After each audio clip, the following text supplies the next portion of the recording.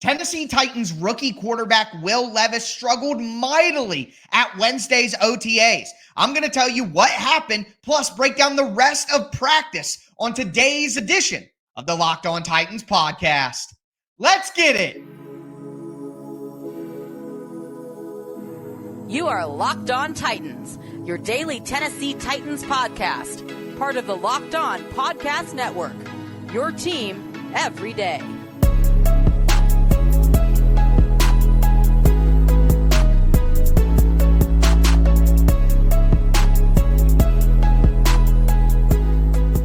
Welcome to the Locked On Titans podcast. I am your host, Tyler Rowland. Titans fans, we got a lot to talk about on today's show. Will Levis struggles, the defense dominates, and Treylon Burks was balling. Before we get into all of that, I do want to thank you guys for making the Locked On Titans podcast your first listen every day. Remember, Monday through Friday, Tennessee Titans content on YouTube, your favorite podcast app, all year round and always for free. Make sure that you get subscribed and stay subscribed to the Locked On Titans podcast, part of the Locked On Podcast Network, where it's your team every day. We got a lot to talk about, so let's dive right in here. Will Levis struggled out there on Wednesday, and that was the main theme of practice is the quarterback struggle. So I'm going to dive into all of that.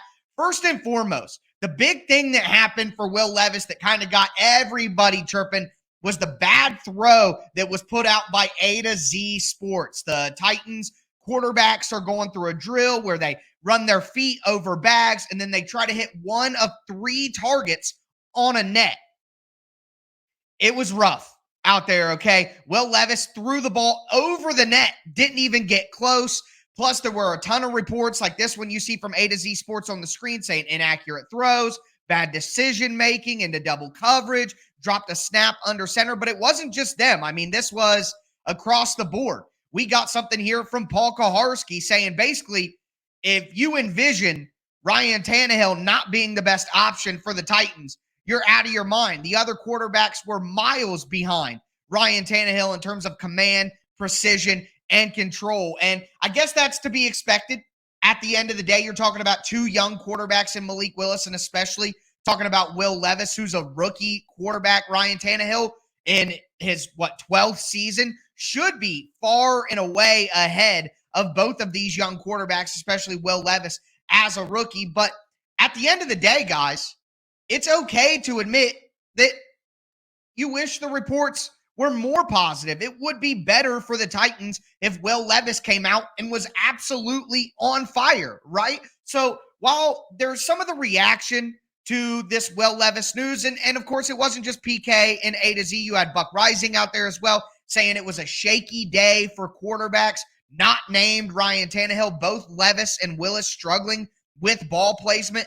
And then Teron Davenport from ESPN also had some notes. He said that Will Levis has to continue to work on his touch throws. He had some other observations, which we'll talk about in just a moment as well. But, you know, a lot of people are piling on. There are a lot of people in this fan base that don't want Will Levis to succeed. And when they see him struggle in any capacity, even if it's an OTA summer practice in May, people are going to take that opportunity to confirm the bias that they had before. And look, I wasn't a guy who was super high on Will Levis coming into the draft. So I'm not going to be some soothsayer here telling you that Will Levis is great. Ignore these struggles. It's just OTAs. It's blah, blah, blah, all of that because I think the guy's going to be good because I thought he was going to be good to start. No, I was worried about the accuracy struggles. I was worried about the lower body mechanics of Will Levis coming out of the draft. And yeah, it would be easy to say, hey, that's showing up right now with some of these inaccuracies that we've seen. And that's fair. But we do have to say at the end of the day, it is one practice at the end of May.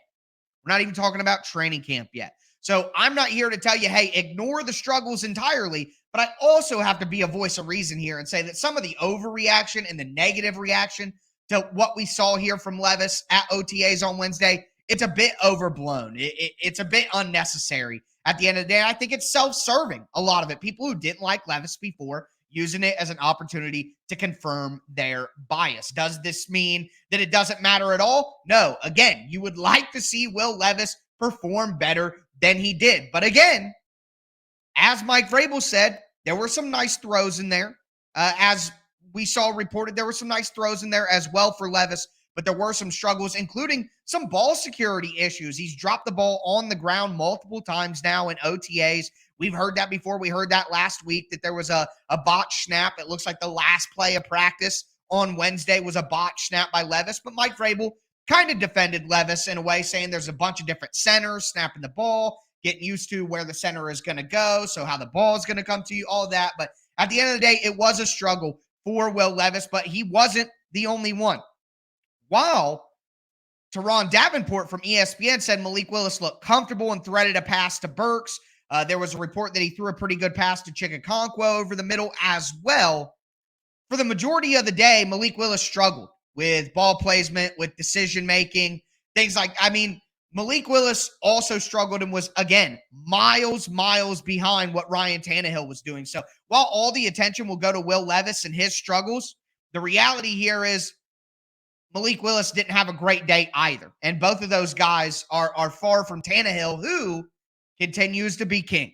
Tannehill continues to be far and away. But the point I made after practice, when there was some people saying, like, anybody who, thought that Ryan Tannehill wasn't the best option for the Titans is out of their mind, basically, is the consensus that people were throwing around there after practice. But who in their right mind thought that the Titans would win more games with Malik Willis or Will Levis anyways? I don't think anybody in their right mind thought that would happen. Everybody always knew, and we still know, that the way the Titans can maximize their wins is with Ryan Tannehill. But the question becomes, even with Ryan Tannehill winning 7 to 9 to 10 games, is that really what's best for the Titans' future? So I thought there was a little bit of a weird narrative going on there, trying to talk down to people who don't even exist, in my opinion. If there's somebody out there who thinks the Titans would win more games with Will Levis or Malik Willis, then, there's an extreme everywhere you look in today's society. There's always someone on the extreme that most logical people would never buy into. So nobody out there who should be listened to thought Will Levis or Malik Willis would win more games for the Titans this year if they played over Tannehill. But the conversation is, with Tannehill, what's the Titans' ceiling? And is that really better for the team's future going forward? That's the conversation that people are having about Tannehill and whether he should be the starter or what the team should do at quarterback. It was never about replacing Tannehill with one of these young guys, because that would result in more wins. That's a straw man argument that no logical Titans fan is making. So with that in mind, we are going to move forward a lot more with today's practice or yesterday's practice that we have to get into, including a dominant performance by the Titans defense, who won the day. Before we get into all of that, though, do want to tell you guys that today's episode is brought to you by FanDuel Sportsbook, the number one sportsbook in America, and we are getting ready to enter the NBA Finals. It is a perfect time to join FanDuel Sportsbook. And if you're a new customer, right now you can get a no-sweat first bet up to $2,500. That's $2,500 back in bonus bets, even if your first bet doesn't win. There's no better place to bet all of the finals action than America's number one sports book. They have great promotions every day. The app is safe and secure and easy to use. You can get paid instantly as well. So visit FanDuel.com/lockedon and get a no sweat first bet up to $2,500. That's FanDuel.com/lockedon. FanDuel, official sports betting partner of the NBA.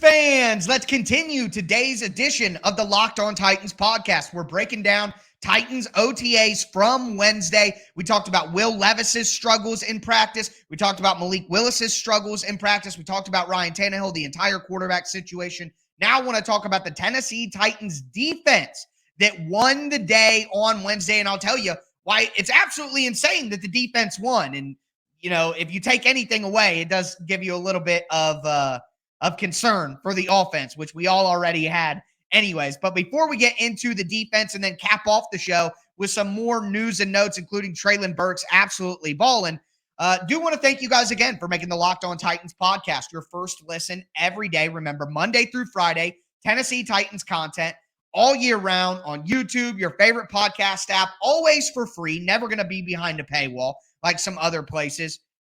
Make sure you get subscribed. Stay subscribed to the Locked On Titans podcast. Got a lot of great content coming up for you guys, covering OTAs throughout the next few weeks, mandatory mini camp, a week, basically 10 days from now, as we get into June. Training camp is right around the corner. Got a ton of stuff for you guys as we get into the season as well. Make sure that you stay locked in to the Locked On Titans podcast, where it's your team every day. But diving back into my practice notes here, the Titans defense won the day. Okay? The quarterbacks struggled. Ryan Tannehill was pretty solid, but Malik Willis, Will Levis struggled. So on the opposite end of those struggles is the defense making plays and causing those struggles. Looks like we had 3 near interceptions for the defense. Guys in the second string, third string that were knocking passes away. Will Levis and Malik Willis passes. Of course, there was a moment in practice where Jeffrey Simmons was loud and vocal the entire practice, according to reports. He was the loudest man on the field. You couldn't go anywhere without hearing Big Jeff barking. And I love that. That's leadership. That's intensity. That's the kind of personality you want from a dominant defensive player in the NFL. But apparently he got into a little, I don't want to say wrestling match. I don't want to say argument. The right word escapes me, but him and Nicholas Petit-Ferrer had words. Let's just say that. And as Jim Wyatt said from TennesseeTitans.com, it didn't seem like they were planning their summer vacation when they were talking. So Jeffrey Simmons bringing the intensity, getting in little spats here with the offense. I like that intensity early on. I was raised by an old school football coach. A little bit of dust-ups in practice just shows that guys care. You don't want people outright fighting, because that takes a turn to weird. But, hey, a little intensity, a little pushing and shoving, a little trash talk. I think that's all good team camaraderie. At the end of the day, you want dogs in the trenches with you. And obviously, Jeffrey Simmons is that kind of guy. But the defense won the day. But what I really want to point out here is the Titans didn't have their starting defensive backfield. We're going to get into absences and who wasn't there, but a little preview. Fulton wasn't out on the practice field. Kevin Byard still not in attendance. Amani Hooker didn't participate. Sean Murphy-Bunting didn't participate. Now, obviously, you have Roger McCreary out there, who I think will be the team's starting slot cornerback this year. I think we'll see Fulton and Sean Murphy-Bunting on the outsides in the starting base defense. So the Titans' starting defensive backfield wasn't even on the field, and yet the Titans' defense still found a way to win the day. Apparently, the defense was swarming, great energy. They limited big plays by the offense. We know that the Titans' defense is far better than the Titans' offense. I think that's just obvious by looking at the roster and what we know about the team. But without the starting defensive backfield, they were still able to dominate. Now, I think a lot of the defensive domination comes with the second string and the third string, with rookie quarterback Will Levis, second-year quarterback Malik Willis. I think that obviously has a lot to do. But at the end of the day, you got to think about the wide receiver issue here too. Like, the Titans wide receivers probably weren't able to take advantage of second-string defensive backs. Other than Treylon Burks, who do you believe in? I mean, I think Kyle Phillips has a ton of potential to be a consistent role player for the Titans as a slot-only guy. But outside of Kyle Phillips maybe winning one-on-one in the slot, which I talked about Roger McCreary being a guy who was actually in attendance and played, so might have got a good matchup against him multiple times. Outside of Burks and maybe Phillips in the slot, who on this roster do you think can beat backup defensive DBs? Do I think that Nick Westbrook-Akine or Chris Moore or any of the other guys are good enough receivers to consistently beat the Titans' second-string defensive backfield? No. They're second-string or third-string offensive players. So it's not like Burks going against the second-stringers, okay? So I guess maybe we shouldn't be surprised with the wide receiver situation or the quarterback situation, but with all four of the Titans starting defensive backfield out, you would have hoped to get better reports on the offense from Wednesday's practice. That's all I'm thinking. As I said to you guys, Christian Fulton was back in the building. He wasn't out on the practice field, though. But with that being said, we're going to get into some more notes. We're going to talk about Treylon Burks balling out there. We got to talk about who was at practice, who wasn't at practice, and got an update on the kicker situation as well. There's a lone wolf out there, and he is howling. Ow! We'll get into that in just a moment.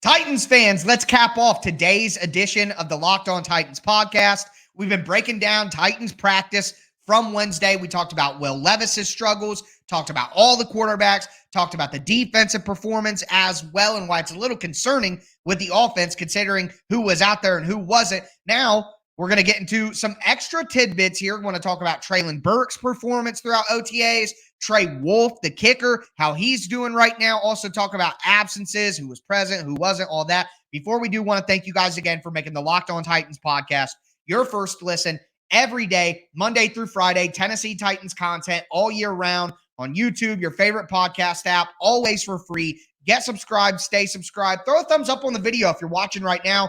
Just a like on the video goes a long way. I don't ask for any money. So in return, if you could, just press a button. I would greatly appreciate it. Also, got to go with a hydration break. Been slacking a little bit this week. My apologies, guys, but everybody make sure you get a nice drink of water. It's hot out there. Oh, yeah.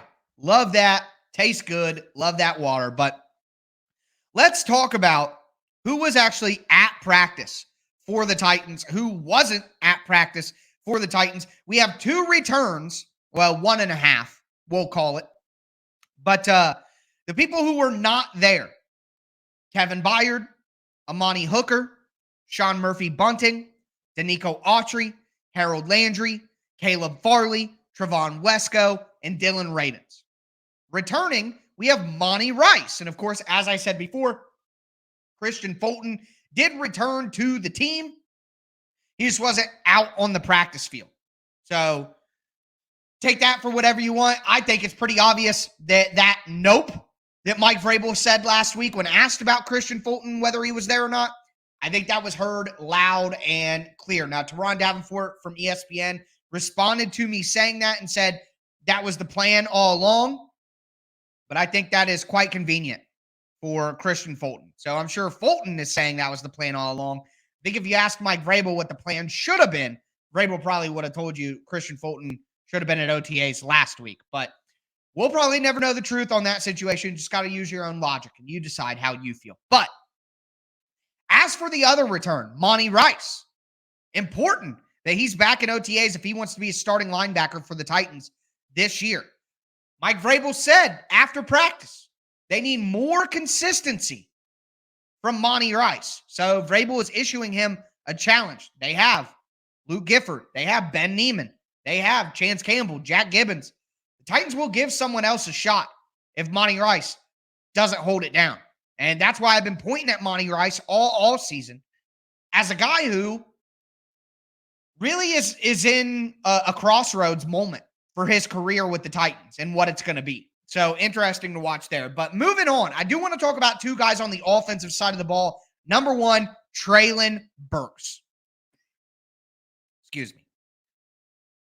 According to Jim Wyatt, Treylon Burks hasn't dropped a pass yet. It appears that at the beginning of team period, every time Tannehill is looking for Treylon Burks. He's been consistent. He looks improved. Like we talked last week, he's slimmer. He looks more in shape. He looks more confident. I was hearing earlier today, mentally, physically, he just looks like a different guy. He's just on a totally different level than he was last year. And that makes sense to me. In my opinion, just based on everything I've seen from Burks, he seems like an impressionable kid. Like, he's a guy who doesn't want to shy away from hard work, but maybe he needs a little bit of direction. hey, Treylon, I think this is the best route to go if you want to accomplish this goal.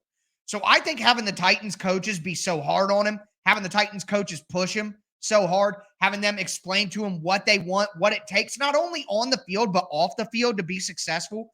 I think Burks is the type of guy who just needed someone to say, go in this direction. This is what you need to do. And Burks is like, okay, I'm going to do that.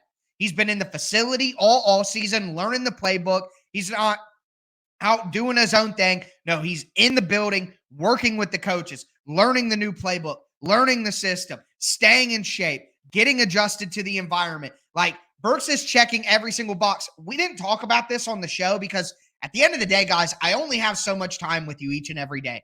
The powers that be, I can hear them. They're coming for me. They want to keep the show under 30 minutes, so I try to oblige. Treylon Burks had his transportation situation flipped on its head for the first set of OTAs. He literally rented a Cessna plane,